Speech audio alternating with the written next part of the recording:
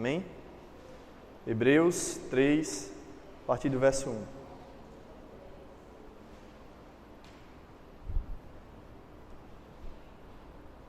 Pelo que, irmãos santos, participantes da vocação celestial, considerai a Jesus Cristo apóstolo e sumo sacerdote da nossa confissão, sendo fiel ao que o constituiu, como também o foi Moisés em toda a sua casa. Porque ele é tido por digno de tanto maior glória do que Moisés, quanto maior honra do que a casa tem aquele que a edificou. Porque toda casa é edificada por alguém, mas o que edificou todas as coisas é Deus. Vamos fechar os nossos olhos, vamos orar em nome de Jesus. Bondoso e eterno Pai, graças te damos, Senhor, porque estamos aqui em Tua casa nesta manhã, para Te cultuar, Senhor, para Te exaltar, para glorificar o Teu santo nome, Jesus. Te louvar e engrandecer, porque Tu és grande, Senhor. Não há outro como Tu, Senhor. Nunca houve, não há e nem haverá Deus como o nosso Deus. Estamos aqui em Tua presença, clamando pela Tua graça e infinita misericórdia, para que Tu possas nesta manhã nos ensinar, Senhor, um pouco mais sobre Ti, sobre a Tua palavra, para que nós possamos sermos servos melhores, Te conhecendo mais, Te amando mais e Te servindo mais. Que o Senhor venha conduzir esta manhã, este culto, porque ele é apenas para Ti, Senhor. Que nós possamos estar atentos à Tua palavra e aquilo que Tu irás, através do Teu Espírito Santo, falar nesta manhã. Em nome de Jesus. Amém. Irmãos, essa série tem sido muito edificante, onde nós temos trabalhado justamente aquilo que dizemos sobre Jesus. Quem é Jesus? Quem dizes que eu sou? É o nome da série. E ela tem nos ensinado e nos lembrado muito do que Jesus é. E é importante demais que a gente não perca essa essência de quem é esse Deus a quem nós servimos. E hoje nós vamos falar justamente do papel de Cristo como o sumo sacerdote. O pastor Maurílio já deu uma abertura no capítulo 5 de Hebreus, falando um pouco dessa situação de Cristo como sacerdote. É interessante que nós lemos aqui no capítulo 3 a orientação do autor dos Hebreus, dizendo que, irmãos santos, participantes da vocação celestial, aqueles que fazem parte do corpo de Deus, do povo de Deus, considerai a Jesus Cristo apóstolo e sumo sacerdote da nossa confissão. Esse é o conselho que nós recebemos do autor dos Hebreus. É interessante que nós vemos que o sacerdote ele foi instituído pelo próprio Deus no livro de Levítico. Quando nós abrimos a palavra lá em Levítico, nós vimos a forma dos sacrifícios, da condução, de quem é esse sacerdote. Quais são as suas funções? O que é que ele faz na casa de Deus? Por que ele é diferente dos demais?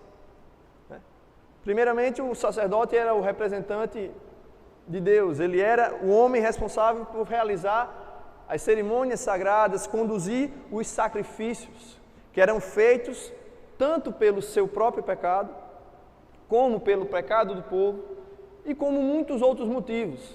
Sacrifícios, ofertas por agradecimento, oferta de oblação e assim por diante.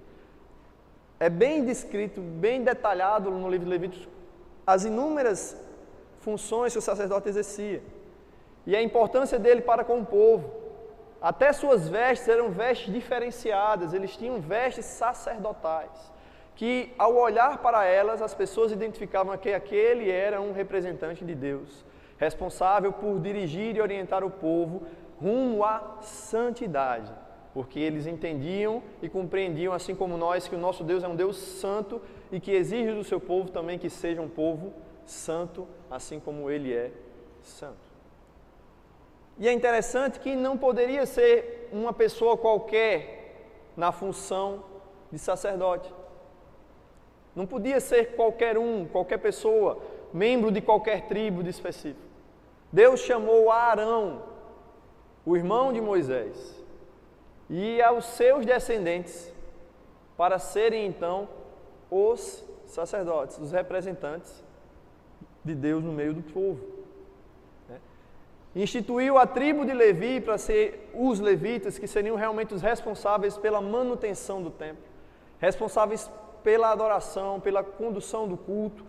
Um povo que não tinha sequer direito à terra na divisão, porque a sua herança era o Senhor. Um povo totalmente dedicado à obra de Deus, especificamente separado para o culto a Deus, um momento de adoração, um momento onde o povo ia celebrar, ia estar junto adorando, ia estar demonstrando arrependimento pelo seu pecado, ia estar demonstrando a grandiosidade do Deus a quem eles servem, e que eles entendem que realmente devem se purificar para estar na presença desse Deus Santo. E diante de essas lembranças da função sacerdotal, de quem realmente podia participar desse seleto grupo de sacerdotes, nós temos diante de nós esse livro de Hebreus, que se nós pudéssemos resumir o livro inteiro em 2 palavras, seria justamente sumo sacerdote. Só que na pessoa de Jesus. Jesus, o sumo sacerdote.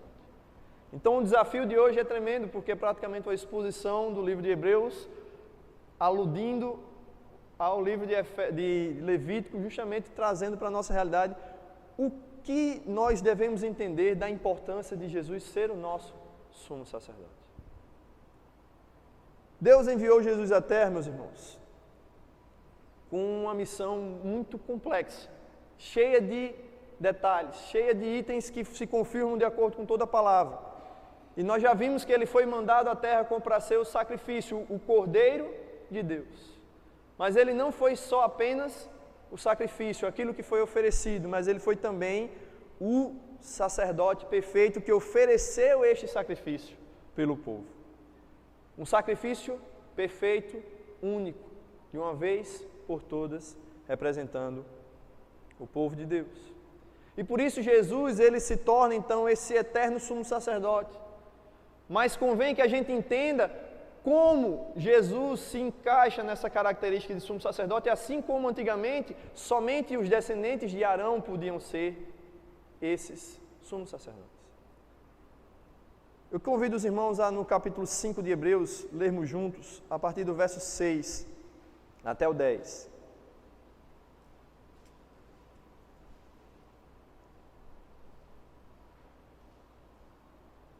Capítulo 5 de Hebreus, o verso 6 até o 10, nos diz o seguinte: Como também diz noutro lugar, tu és sacerdote eternamente, segundo a ordem de Melquisedeque, o qual nos dias da sua carne, oferecendo com grande clamor e lágrimas, orações e súplicas ao que podia livrar da morte, foi ouvido quanto ao que temia. Ainda que era filho, aprendeu a obediência por aquilo que padeceu, e sendo ele consumado, veio a ser a causa da eterna salvação para todos os que lhe obedecem. Chamado por Deus, sumo sacerdote, segundo a ordem de Melquisedeque. É interessante que o verso 6, que nós lemos primeiro, ele faz referência, como também diz noutro lugar. Que outro lugar dizia-se isso? É uma alusão, uma referência direta ao Salmo 110, no verso 4, que vai falar justamente que Jesus foi chamado, é um salmo messiânico que se refere a Cristo, que ele foi chamado para ser esse sumo sacerdote segundo a ordem de Melquisedeque. A pergunta, então, que se faz necessária é quem, então, é esse Melquisedeque que se torna essa referência para que nós entendamos que Cristo é sacerdote segundo a ordem deste homem. No capítulo 7, no verso do 1 ao 4, a gente vê o seguinte: a resposta da pergunta que vos fiz. Então, porque Melquisedeque, que era rei de Salém e sacerdote do Deus Altíssimo, e que saiu ao encontro de Abraão quando ele regressava da matança dos reis, e o abençoou, a quem também Abraão deu o dízimo de tudo, e primeiramente por interpretação, rei de justiça, e depois também rei de Salém, que é rei de paz, sem pai, sem mãe, sem genealogia, não tendo princípio de dias, nem fim da vida, mas sendo feito semelhante ao Filho de Deus, permanece sacerdote para sempre. Considerai, pois, quão grande era este, a quem até o patriarca Abraão deu os dízimos dos despojos. Aqui a palavra vai trazer uma referência, uma explicação sobre quem é este homem, uma figura até então misteriosa no Velho Testamento, que aparece apenas uma vez em Gênesis 14, abençoa Abraão, que era aquele que tinha as bênçãos de Deus para ser o representante do povo judeu. Abraão dá então o dízimo de tudo quanto ele tem a este sacerdote, que é um sacerdote anterior à existência da ordem de Arão. Então a pergunta se torna cada vez mais curiosa, então quem é este homem? Um homem que não tinha, de acordo com a palavra, nem pai, nem mãe, nem genealogia, nem princípio de dias, nem fim de dias. Quem é este? A Bíblia, irmãos, tem em muitos momentos aparições do próprio Deus, do próprio Cristo, para o seu povo. Quando a Bíblia faz a referência de o anjo do Senhor, muitas vezes na sua Bíblia vem inclusive em caixa alta. É uma referência ao que nós chamamos na teologia de teofania, uma aparição do próprio Deus para os homens. E essa aparição de Melquisedeque, anterior à existência de sacerdotes nomeados pelo próprio Deus através de Arão, e agora trazendo a lembrança de um homem sem pai, sem mãe, sem genealogia e eterno, que não tinha princípio nem fim de dias. Quem é esse? Senão o próprio Deus que apareceu ao povo. E quando nós vemos essa referência de que Cristo vem da ordem deste sacerdote e não de Arão, é porque, meus irmãos, a linhagem de Arão foi uma linhagem que foi instituída para os homens, para que os homens pudessem oferecer sacrifícios, pedir perdão dos seus pecados, dizimar aos sacerdotes, mas os próprios sacerdotes precisavam também oferecer sacrifícios pelo seu próprio pecado, porque eles continuavam sendo homens, continuavam sendo imperfeitos, continuavam errando e precisando do perdão de Deus. Mas este novo sacerdote não. Era um sacerdote que não tinha motivos pelo qual ele precisava pedir perdão, não tinha motivos pelo qual ele precisava oferecer sacrifícios pelo seu próprio pecado, porque ele não tinha pecado, porque ele era puro, ele era santo, assim como o Pai também é santo. Então era um sacerdócio diferente, um sacerdócio que vem trazer agora um outro nível, uma perfeição. Quando nós vemos essa referência no verso 11 do capítulo 7, diz o seguinte: de sorte que, se a perfeição fosse pelo sacerdócio levítico, porque sobre ele o povo recebeu a lei, que necessidade havia logo de que outro sacerdote se levantasse, segundo a ordem de Melquisedeque, e não fosse chamado segundo a ordem de Arão? Se fosse perfeito, irmão, por que outro? Porque precisava ser substituído. Não era perfeito, era falho. Porque mudando-se o sacerdote, o verso 12 diz, necessariamente se faz também mudança da lei. É durante o sacerdócio de Arão que vem a lei, que vem os 10 mandamentos. E a lei nunca salvou ninguém, pelo contrário, ela evidencia a nossa condenação, ela evidencia a nossa incapacidade de permanecer santos diante de Deus. Mas quando Cristo vem e toma também o lugar de sumo sacerdote, ele substitui o sacerdócio que estava sob a lei e coloca o sacerdócio que vem agora com a graça. Dom imerecido do Senhor. A graça salvífica de Deus através de Cristo Jesus nos alcança através do sacerdote supremo, Cristo Jesus. E é por isso, meus irmãos, que Jesus ele precisa ser o nosso sumo sacerdote, porque só ele se encaixa devidamente nas atribuições que são necessárias para este papel.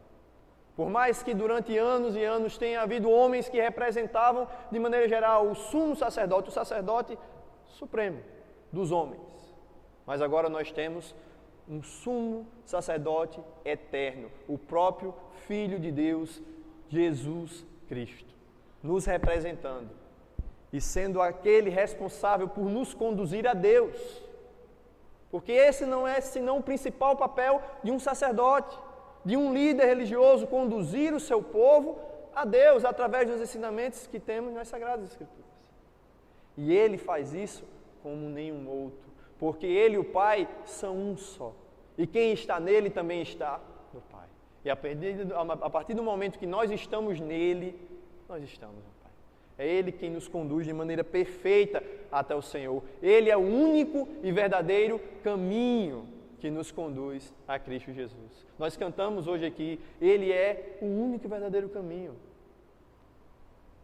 Seu sangue, sua graça, sua luz me levam de volta a Deus. Jesus, meus irmãos, é também o nosso eterno e sumo sacerdote, porque Ele nos santifica. A função do sacerdote incluía essa santificação do povo, o sacrifício pelos pecados, para que o povo pudesse mais uma vez estar santo, puro diante de Deus. E nós vemos agora também no capítulo 2, peço a vocês que abram comigo, no verso 10 a 13, dizendo o seguinte, capítulo 2, do verso 10 até o 13.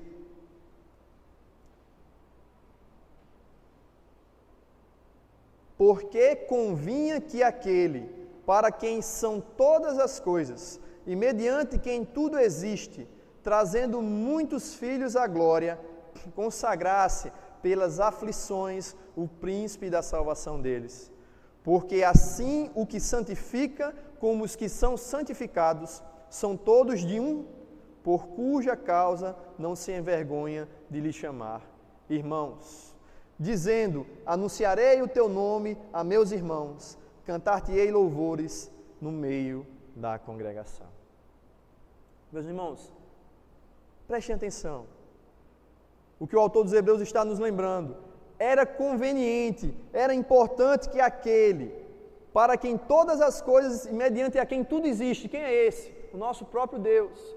Tudo foi feito por Ele e para Ele eternamente. Amém.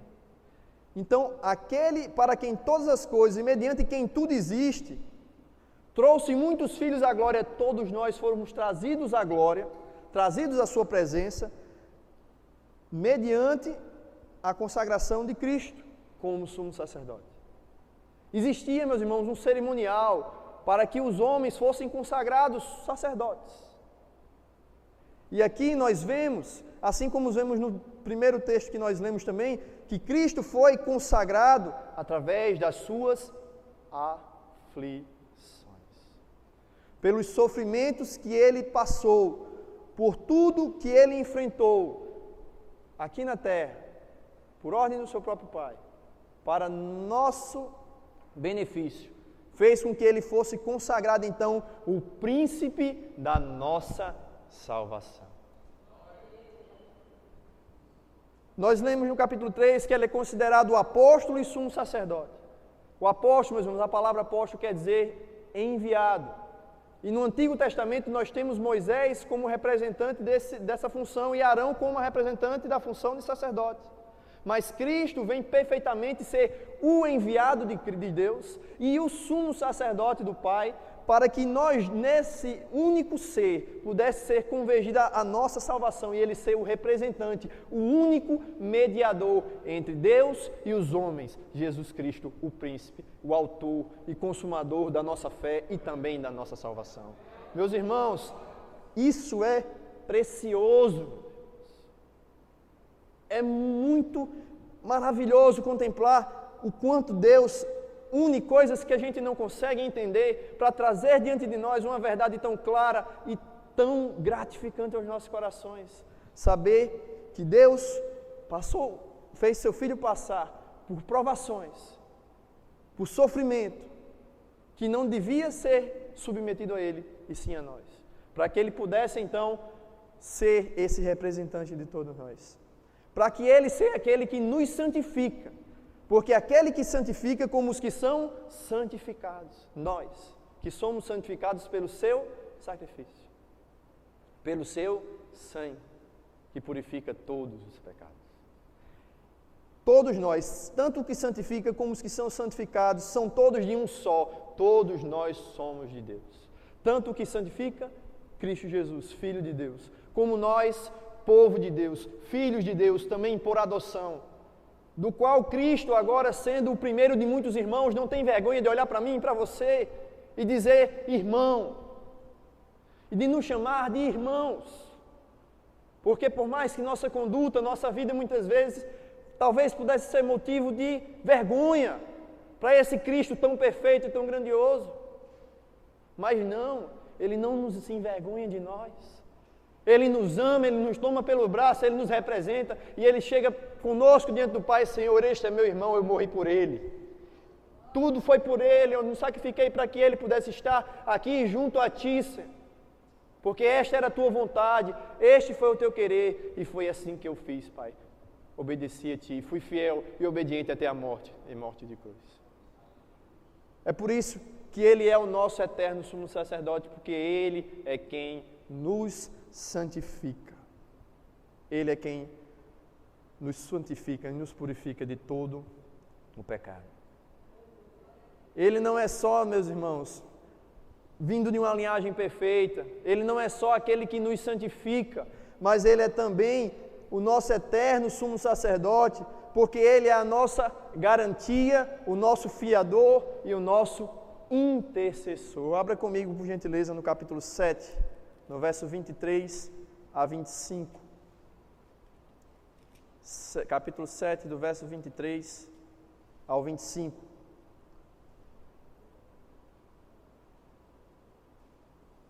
A palavra nos diz o seguinte, meus: e na verdade aqueles foram feitos sacerdotes em grande número, porque pela morte foram impedidos de permanecer. Mas este, porque permanece eternamente, tem um sacerdócio perfeito, perpétuo.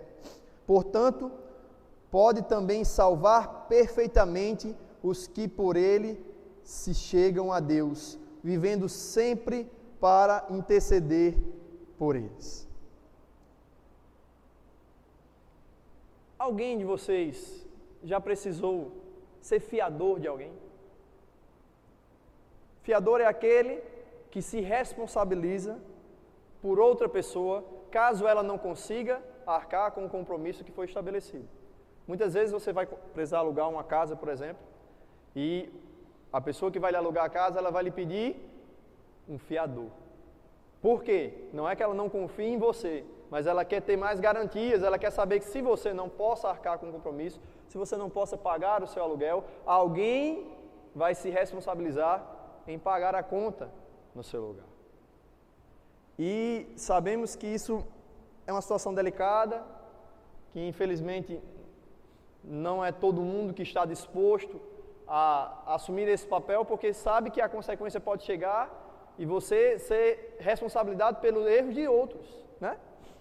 É comum haver problemas nesse tipo de situação e você ter que arcar prejuízos. Então, você seria capaz de ser fiador de alguém? Talvez, de alguém que você confia, alguém da sua família. Mesmo assim, às vezes ainda temos algumas dores de cabeça por causa disso.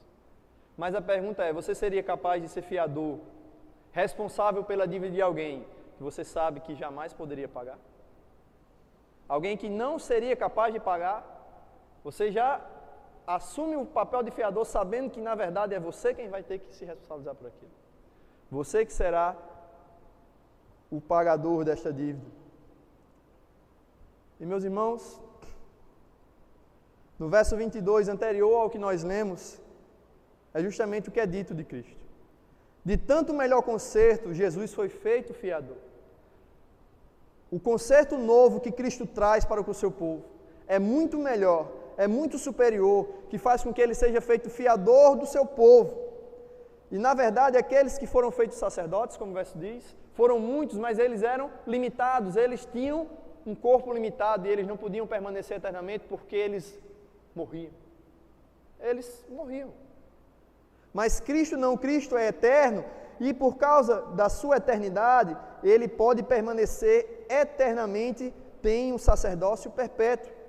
E também pode salvar perfeitamente os que por ele se achegam a Deus, vivendo sempre para interceder por eles. E é por isso, meus irmãos, que Cristo é a nossa garantia, Ele é o nosso fiador, Ele tomou a responsabilidade por aquilo que era a responsabilidade nossa. Ele viu que o conserto que os homens tinham através da lei estava condenando e jogando o homem cada vez mais no seu próprio pecado, na sua própria condenação. Então ele se responsabiliza por toda essa salvação do ser humano. De todos esses pecados, ele diz, pode colocar sobre mim toda a responsabilidade. Eu vou pagar esta conta. Eu vou assumir este compromisso. Eu sou a garantia, eu sou o penhor da salvação deles. Eles não conseguem, eles não podem pagar, mas eu posso. Mas eu posso. E é por isso que Deus fala através da sua palavra que para o Senhor nada é impossível. Porque para nós, meus irmãos, isso é uma situação que parece impossível de ser resolvida. Quem seria capaz de pagar? Quem iria satisfazer os critérios exigentes, tão exigentes, estabelecidos pelo próprio Deus? Só o próprio Senhor, através do seu Filho amado, Jesus Cristo. E Ele, meus irmãos, além de se responsabilizar por nós, ser o nosso fiador, a nossa garantia, Ele intercede por nós. Ele está continuamente ali, diante do Pai, intercedendo por mim e por você, concedendo a nós a força necessária para permanecer firmes e fiéis, porque Ele é a nossa destra fiel que nos sustenta, a nossa fortaleza, o nosso seguro, o nosso socorro na hora da angústia. Que Cristo maravilhoso. Ele nos salva e Ele também cuida de nós. Ele não só nos guia, como Ele anda ao nosso lado. E não só isso, Ele ilumina o caminho através da sua palavra, para que a gente não se sinta perdido, não se sinta sem saber o que fazer ou para onde ir. Meus irmãos, só Cristo podia ser esse eterno sumo sacerdote, porque somente Ele tem as qualificações necessárias. Leia comigo, verso 26 e diante do capítulo 7. Porque nos convinha tal sumo sacerdote, santo, inocente, imaculado, separado dos pecados e feito mais sublime do que os céus, que não necessitasse, como os sumos sacerdotes, de oferecer cada dia sacrifícios, primeiramente por seus próprios pecados e depois pelos do povo, porque isso fez ele uma vez, oferecendo-se a si mesmo. Porque a lei constituiu sumos sacerdotes a homens fracos, mas a palavra do juramento, que veio depois da lei, constitui ao Filho perfeito para sempre. Quem de nós poderia ser santo, inocente, imaculado, separado de pecados e feito mais sublime que os céus? Quem de nós poderia oferecer um sacrifício de uma vez por todas? Somos homens. A palavra nos diz que nós somos fracos. Até aqueles que deviam ser os nossos representantes, os melhores de nós, os sumos sacerdotes daquelas épocas eram chamados de homens fracos, porque cediam às tentações, porque se abraçavam muitas vezes com o pecado. Esse tipo de homem não podia representar uma geração eleita, sacerdócio santo, por toda a eternidade. E por isso que se precisavam sacrifícios diários, para que todos os dias o pecado fosse perdoado, para que todos os dias o pecado fosse purificado. Aquele sangue que era derramado, ele não tinha poder de perdoar pecados. Ele fazia uma alusão, uma sombra do que iria acontecer verdadeiramente. O Cordeiro de Deus perfeito, derramado, o seu sangue, sacrifício único, oferecido pelo próprio sumo sacerdote. O próprio Cristo oferece a si mesmo como Cordeiro de Deus. E então veio e se constitui Filho perfeito para sempre. Glória a Deus, meus irmãos. E diante desse texto tão rico e poderoso, concluímos que temos um grande sacerdote, e isso deve ser um instrumento de força e de encorajamento para as nossas vidas. Se nós temos este homem que é capaz de nos guiar, nos direcionar, que não só é homem, mas também é Deus, isso tem que ser algo que nos encoraja a permanecer firmes nos seus caminhos, sabendo que nós não estamos sozinhos, sabendo que nós temos quem nos oriente, quem nos guie, quem esteja conosco a todo instante.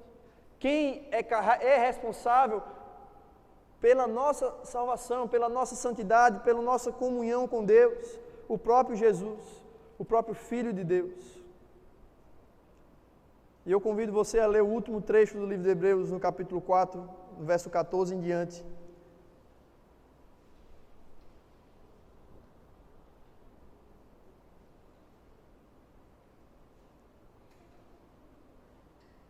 A palavra nos diz o seguinte: visto que temos um grande sumo sacerdote, Jesus, Filho de Deus, que penetrou nos céus, retenhamos firmemente a nossa confissão, porque não temos um sumo sacerdote que não possa compadecer-se das nossas fraquezas, porém um que, como nós, em tudo foi tentado, mas sem pecado.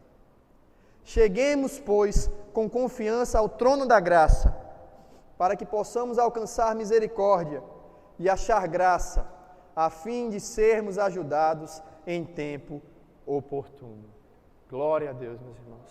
Glória a Deus, porque nós temos um grande sumo sacerdote, Filho de Deus, que penetrou nos céus, que fez no dia do seu sacrifício o véu do templo se rasgar de cima abaixo, para que o santo lugar, o santíssimo, onde só o sumo sacerdote podia entrar, ele entra e rasga o véu de uma vez por todas, para que mais uma vez nós tivéssemos acesso a Deus, direto, sem precisar de intermédios, sem precisar de outros homens, mas precisando de um só, de Jesus Cristo de Nazaré. A distância de uma oração, a distância de um joelho no chão, para que nós pudéssemos então entrar na presença do Pai, mais uma vez, num lugar de onde nós jamais devíamos ter saído. Por isso, meus irmãos, a gente tem que reter firmemente a nossa confissão. E é por isso que nós devemos manter firmemente a nossa fé inabalável em Deus, sabendo em quem está a nossa esperança, em quem está a nossa confiança, sabendo que nós temos um sumo sacerdote que não é arrogante, mas que pelo contrário ele é compassivo para conosco, que entende o meu e o seu sofrimento, seja ele qual for, seja qual for a intensidade, ele entende, ele veio aqui, viveu e foi tentado assim como eu e como você. Apesar do texto anterior que nós lemos fazer referência à fraqueza humana, ao mesmo tempo aqui o sumo sacerdote se compadece das nossas fraquezas, porque ele compreende a mim e a você. Ele vivenciou como homem, assim como eu e como você, passando pelas mesmas dificuldades, pelas mesmas tentações, para que então ele pudesse ser esse perfeito representante da raça humana, como já aprendemos, o segundo Adão. É por isso, meus irmãos, que ele foi um como nós. E isso faz com que a gente chegue ao trono da graça com confiança. Confiantes nesse Deus que tudo pode e que tudo fez por mim e por você, para nos trazer de volta, para nos trazer mais uma vez para perto dele, para derramar sobre a minha e sobre a sua vida misericórdia e nos fazer encontrar a graça tão maravilhosa trazida por Cristo, para que então pudéssemos ser ajudados, porque Ele é quem é realmente o nosso local de ajuda, o nosso local seguro, aquele que realmente nos socorre, Senhor Jesus, autor e consumador da nossa fé, nosso sumo sacerdote eterno, para todo sempre. Amém.